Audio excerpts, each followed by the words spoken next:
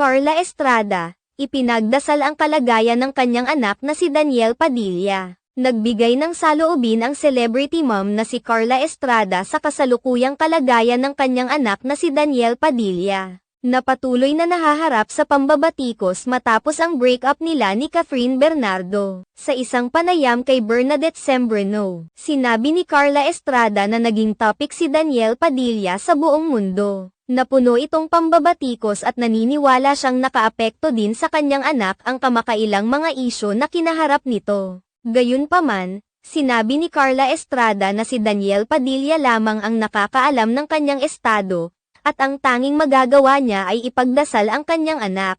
Yung anak ko.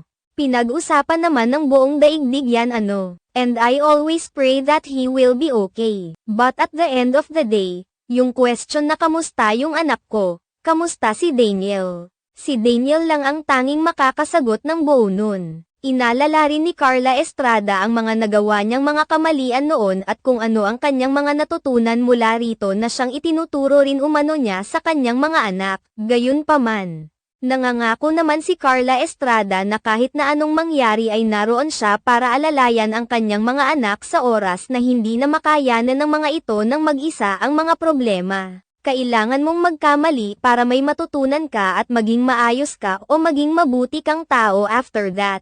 Andito lang ako lagi sa likod ni DJ. If ever natawagan niya ko at gusto niya akong makausap, pahayag ni Carla Estrada.